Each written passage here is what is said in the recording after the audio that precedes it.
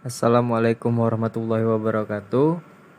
Perkenalkan, nama saya Ilham Fitriansa, NPM 50191182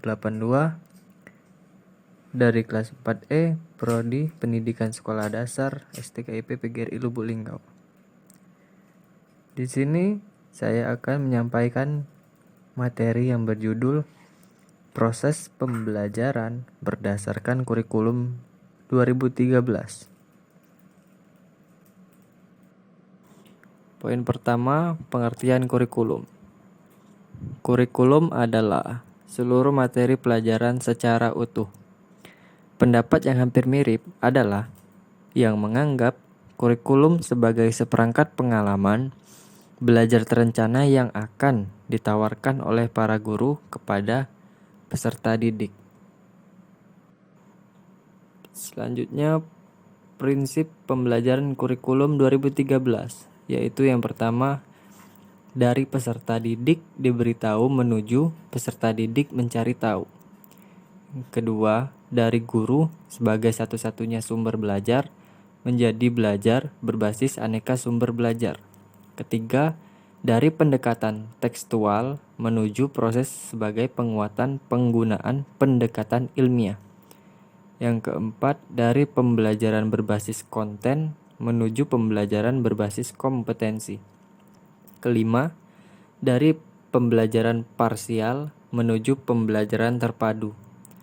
Keenam, dari pembelajaran yang menekankan jawaban tunggal menuju pembelajaran dengan jawaban yang kebenarannya multidimensi. Yang ketujuh, dari pembelajaran verbalisme menuju keterampilan aplikatif. Kedelapan, peningkatan dan keseimbangan antara keterampilan fisikal atau hard skill dan keterampilan mental atau soft skill. Yang kesembilan, pembelajaran yang mengutamakan pembudayaan dan pemberdayaan peserta didik sebagai pembelajar sepanjang hayat. Yang kesepuluh, pembelajaran yang menerapkan nilai-nilai. Poin selanjutnya, karakteristik pembelajaran. Karakteristik pembelajaran pada setiap satuan pendidikan terkait erat pada standar kompetensi lulusan standar ISI. Standar kompetensi lulusan memberikan kerangka konseptual tentang sasaran pembelajaran yang harus dicapai. Standar ISI memberikan kerangka konseptual tentang kegiatan belajar dan pembelajaran yang diturunkan dari tingkat kompetensi dan ruang lingkup materi. Sesuai dengan standar kompetensi lulusan, sasaran pembelajaran mencakup pengembangan ranah sikap, pengetahuan, dan keterampilan yang dielaborasi untuk setiap satuan pendidikan. Ketiga sasaran pendidikan ini sesungguhnya lebih dikenal dengan domain pembelajaran. Terjadi perbedaan tentang beberapa domain pembelajaran ini. Selanjutnya, desain pembelajaran. Pengertian desain menurut Robert Zeiss adalah pengaturan komponen pembelajaran yang meliputi pengaturan tujuan atau aims, goals, and objective, pengaturan isi dan materi pembelajaran, pengaturan kegiatan atau skenario pembelajaran, dan pengaturan penilaian pada mata pelajaran tertentu dan untuk waktu tertentu.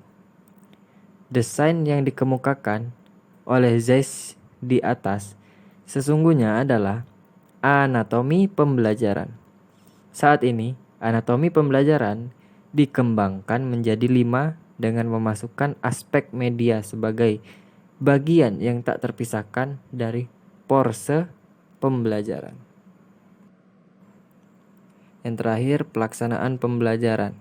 Pelaksanaan pembelajaran merupakan implementasi dari RPP, meliputi kegiatan pendahuluan, inti, dan penutup. Ketiga langkah pokok ini berdasarkan standar proses yang dikeluarkan oleh Kementerian Pendidikan dan Kebudayaan. Ketiga langkah ini tidak berbeda dengan langkah pembelajaran kurikulum sebelumnya. Berikut ini akan dideskripsikan ketiga langkah tersebut. Pertama, kegiatan pendahuluan, kedua, kegiatan inti, dan ketiga, kegiatan penutup. Baiklah, hanya itu saja yang dapat saya sampaikan. Lebih dan kurangnya saya mohon maaf. Kepada Allah saya mohon ampun. Saya akhiri. Wassalamualaikum warahmatullahi wabarakatuh.